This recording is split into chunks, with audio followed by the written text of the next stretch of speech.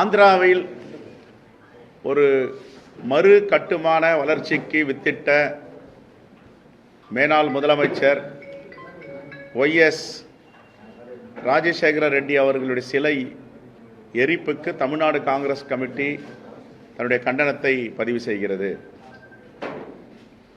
அதேபோன்று ஓரிரு நாட்களாக தொடர்ந்து தமிழ்நாட்டில் மீண்டும் படுதோல்வி அடைந்த பிறகும் தமிழ்நாட்டு மக்களால் புறக்கணிக்கப்பட்ட பிறகும் ஒரு வெறுப்பு அரசியலை துப்பி வருகிறது ஒரு தேசிய கட்சி. அதன் தலைவராக இருப்பவர் ஒரு முதலமைச்சரை பற்றி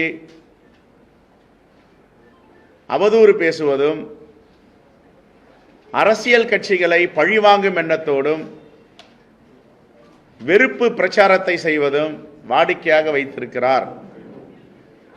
முதலில் அவர் ஒரு விரலை பிறரை பார்த்து கை நீட்டும் பொழுது அவரை 4 விரல்கள் காட்டுகிறது என்பதை அவர் முதலில் கவனத்தில் கொள்ள வேண்டும். தமிழ்நாட்டில் எத்தனையோ அரசியல் கட்சிகள் இருக்கின்றன. யாராவது வெறுப்பு அரசியல் செய்கிறார்களா? அவதூறுகளை பேசுகிறார்களா? ஆரோக்கியமான விவாதங்களை நடத்துகிறார்கள். ஆனால் ஒரே ஒரு கட்சி தொடர்ந்து வெறுப்பு அரசியலையும் அவதூறுகளையும் சகதிவாரி இறைத்து வருகிறார்கள். இது அவர்களுக்கு நல்லதா என்று தெரியவில்லை. தேசம் முழுவதும் ஒரு மிகப்பெரிய பாடத்தை கற்பித்திருக்கிறார்கள்.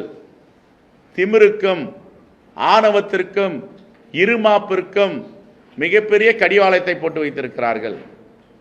தமிழ்நாட்டில் வாய்ப்பே இல்லை என்று ஒரு தீர்ப்பளித்திருக்கிறார்கள். மீண்டும் இப்படிப்பட்ட அநாகரிக அரசியல் செய்வதை அவர்கள் நிறுத்திக் கொள்ள வேண்டும் என்று பத்திரிகை வாயிலாக தெரிவிக்க விரும்புகிறேன். அவர் பேசும்பொழுது ஒன்றை சொல்லுகிறார். இந்திரா காந்தியை பற்றியும் காங்கிரஸ் அரசியலையும் பற்றி தமிழ்நாட்டு காங்கிரஸ் தலைவருக்கு தெரியாது என்று. எனக்கு காங்கிரஸ் அன்னை இந்திரா காந்தி, ஜவஹர்லால் நேரு, மகாத்மா காந்தி, ராஜீவ் காந்தி அனைத்து அரசியலையும் நாங்கள் படித்து விட்டு தான் வந்திருக்கிறோம். ஆனால் அவர் முதலில் ஜனநாயகத்தை படிக்க வேண்டும். இந்து மகாசபை, ஜனசங், பாஜக வரை அவர் படிக்க வேண்டும். நான் வாதம் செய்வதற்கு தயாராக இருக்கிறேன். உண்மையிலேயே அண்ணாமலைக்கு தைரியம் இருந்தால் நான் காங்கிரஸை பற்றி பேசுகிறேன். அவர் இந்து மகாசபை, ஜனசங் ஆரம்பித்து பாஜக வரை பேசுவதற்கு தயாராக இருக்கிறாரா? பத்திரிகையாளர்களே முடிவு செய்யுங்கள். எல்லா விவாதத்திற்கும் தயாராக இருக்கிறேன். அநாகரிகமாக ஆருத்ரா கோல்டை பற்றி நாங்கள் பேச மாட்டோம். பெண்களுக்கு பாதுகாப்பு இல்லாமல் ஒரு கட்சி நடத்துகிறார்கள், அதை பற்றி பேச மாட்டோம்.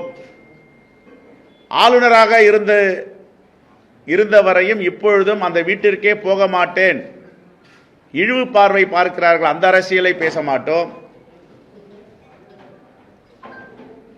சமூக விரோதிகளை வைத்து கட்சி நடத்துகிறீர்கள், அதை பற்றி நாங்கள் பேச மாட்டோம். ஜனநாயகமாக பேசுவோம். இவர்களெல்லாம் எங்கிருந்து வந்தார்கள்? முதலில் அண்ணாமலை அவர்கள் தமிழ்நாட்டுக்கும் தமிழ் மக்களுக்கும் துரோகம் செய்வதை நிறுத்த வேண்டும். அவர் இன்னும் கன்னடிகா மனநிலையிலேயே இருக்கார். தமிழ்நாட்டில் வந்து ஒரு தேசிய கட்சிக்கு மாநில தலைவராயிட்ட பேர் கன்னடிகா மனநிலை, அதாவது தமிழ் விரோத போக்கு. தமிழ் விரோத போக்குன்னா எதை சொல்லலாம், நிறைய சொல்லலாம். அவர் பேசுறார், என்ன பேசுறாரு? ஆதாரம் இருக்கு.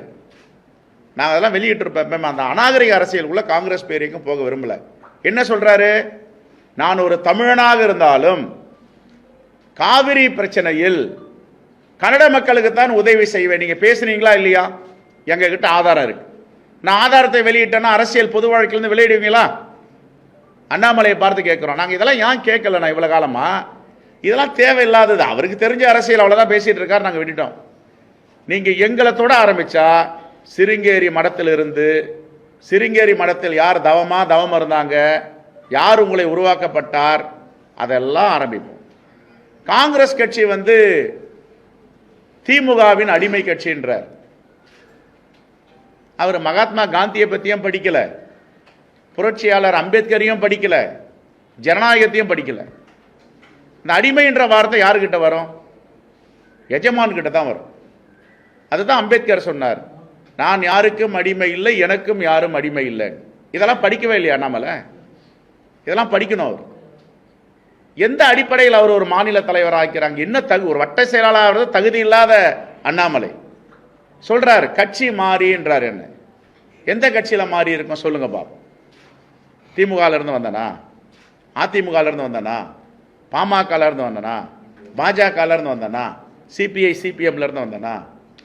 ஆண்டாண்டு காலமாக விடுதலைக்காக போராடி கொண்டிருக்கின்ற, விளிம்பு நிலைக்கு உழைத்து கொண்டிருக்கின்ற தலித் இயக்கங்கள்ல பணியாற்றன. இந்த உண்மை கூட அண்ணாமலைக்கு தெரியல. இப்போதான் முதல் முறையா ஒரு தலித் இயக்கம் ஒரு பரிணாம வளர்ச்சி பெற்று முதலா அவ்வளோ உழைப்பு, அவ்வளோ கஷ்டப்பட்டு இன்னைக்கு அரசியல் அங்கீகாரத்தை பெற்றிருக்கிறார்கள். இந்த நிஜம், இந்த உண்மை அண்ணாமலைக்கு தெரியலனா அவர் என்ன தலைவர், அந்த எந்த அடிப்படையில் அவர் தலைவராக நியமிச்சிருக்கான்னு தெரியல. அவங்க கட்சிக்குள்ளேயே கல்யாணராமனுக்கு பதில் சொல்ல சொல்லுங்க, அக்கா தமிழிசைக்கு பதில் சொல்ல சொல்லுங்க. கல்யாணராமன் அழகா ஒரு ட்வீட் போட்டார், மாற்றாந்தோட்டத்து மல்லிகையும் மணக்குன்னு சொல்லுவாங்க, அங்கேயும் ஜனநாயக குரல் ஒன்று ரெண்டு இடத்துல ஒழிக்க தான் செய்யுது. அதனால் இது மாதிரி அருவருப்பான அரசியல், அகங்கார அரசியல், ஆணவ அரசியல் பேசினா அண்ணாமலைக்கு நாங்கள் தினமும் பதிலடி கொடுப்போம். நாங்களாம் ரொம்ப சாதாரணமாக கீழ்நிலையில இருந்து எளிமையான குடும்பத்தில் பிறந்து வந்திருக்கோம்.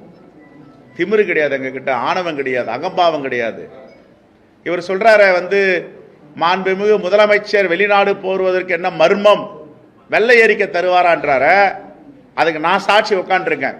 மாண்புமிகு முதலமைச்சர் அவர்கள் எவ்வளவு புரிந்துணர்வு ஒப்பந்தம் போட்டிருக்கார், எவ்வளவு முதலீடுகளை தமிழ்நாட்டுக்கு கொண்டு வந்திருக்காரு, எவ்வளவு பேருக்கு வேலை வாய்ப்பு கொடுக்கப்பட்டிருக்குன்னு நான் கேட்கிறேன். திருப்பி மோடி என்ன சொன்னாரு? உங்க குருநாதர் நான் பயாலஜிக்கல் மேன் என்ன சொன்னாரு? இறைவனால் அனுப்பப்பட்டவர், வருடத்திற்கு 2 கோடி பேருக்கு வேலை வாய்ப்பு தருவார். தந்தாரா? 10 ஆண்டுகளுக்கு எவ்வளவு பேர் இருக்கணும்? 20,000 கோடி பேருக்கு வேலை வாய்ப்பு கொடுத்துருக்கணும். ஆனா வேலை வாய்ப்பு கொடுக்கல. இருந்த வேலை வாய்ப்பை ஒழிச்சவங்க பாஜக. இதெல்லாம் வாயை திறக்க மாட்டேன். எவ்வளவு காலம் தமிழ்நாட்டு மக்கள் உங்களால நம்புவாங்க? ஆனா ஒண்ணு மட்டும், ஒரே ஒரு எங்க கட்சியில நான் என்னுடைய அனைத்து வேட்பாளர்களையும் வெற்றி பெற வைப்பதற்கு நான் பாடுபடுவேன். ஆனா பாஜக இருக்கிற வேட்பாளர் தோற்படியதற்கு பாடுபட்டவர், வெற்றி பெறவே கூடாத கங்கணம் கட்டி வேலை பார்த்தவர் அண்ணாமலை என்பது அந்த கட்சிக்காரர்களுக்கு தெரியும். இது வரைக்கும் 4 கோடி ரூபாய் பணத்தை பிடிச்சாங்களா? ஏன் வாய் திறக்க மாட்டேன்றீங்க சொல்லுங்க. அண்ணாமலை ஏதாவது ஒரு வாய் சரின்னு சொல்லணும், இல்லை தவறுன்னு சொல்லணும். ஏன் அதை கடந்து போயிடுறீங்க நீங்க? அப்ப நீங்க ஜனநாயகவாதியா? ஆகையால இந்த அடிமை கட்சி இதெல்லாம் ஒரு விட்டுணும். எஜமானுகளுக்கும் ஃபியூடல் என்று சொல்லுவார்கள், சர்வதிகாரி, அவர்களுக்கு தான் அந்த அடிமை தனத்தை பற்றிலாம் பேசுவாங்க. ரெண்டாவது சொல்றாரு, அந்த அடிமை ஞாபகம் வருதுன்னா, ஒரு 4 ஆண்டு காலமாக ஒரு மாநில கட்சியை அடிமைப்படுத்த பார்த்தார் அவரும் அவருடைய முதலாளிகளும். அவங்க பார்த்தாங்க இங்க இருந்தா நம்மளை அடிமையாக்கிடுவாங்கன்னு அவர் விட்டு வந்துட்டாங்க வெளியில. அந்த வெறுப்பு. ஆகல ஜனநாயகத்தை கத்துக்கணும், ஜனநாயகத்தை பேசணும். நாங்கள்லாம் ஏதாவது பேசுறோமா? இது வரைக்கும் கன்னடிகாவுக்கு உறுதுணையா இருந்தவர், காவிரி பிரச்சனை நான் கன்னடிகாவா தான் இருப்பேன், தமிழனா இருக்க மாட்டேன், நாங்க எப்போது பேசியிருக்கோமா? இப்ப பேச வைக்கிறார். இன்னும் சிருங்கேரி மட ரகசியங்கள்லாம் இருக்கு, எல்லாத்தையும் நாங்க வெளியிடுவோம். பேசினா வெளியிடுவோம். நாங்க நாகரிகமா இருக்கோம், நிறைய நாகரிகமா இருக்கும். சோபா கரத்னு ஒரு அம்மா இப்ப அமைச்சராக ஆயிட்டாங்க. அவங்க பெங்களூர் எம்பி. என்ன சொன்னாங்க? அவங்க சோபனா கரத் என்ன சொன்னாங்க? தமிழ்நாட்டு மக்கள் ராமேஸ்வர சிற்றுண்டி விடுதலை வெடிகுண்டு வச்சுட்டு போயிட்டாங்க. ஒரு கண்டிப்பு, நீ தான் தமிழ் துரோகி தானே, நீ ஒரு கண்டிக்கிறோம். இப்ப எங்க காங்கிரஸ் கட்சியில தமிழ்நாட்டை பத்தியோ தமிழத்தை பத்தி யாரும் சொன்னா நான் கண்டிப்பேன். உனக்கே அந்த கண்டிக்கிற தைரியம் இல்ல. ஆகையால் இந்த அடிமை என்ற வார்த்தை இதெல்லாம் அவரு குறைச்சிக்கணும்.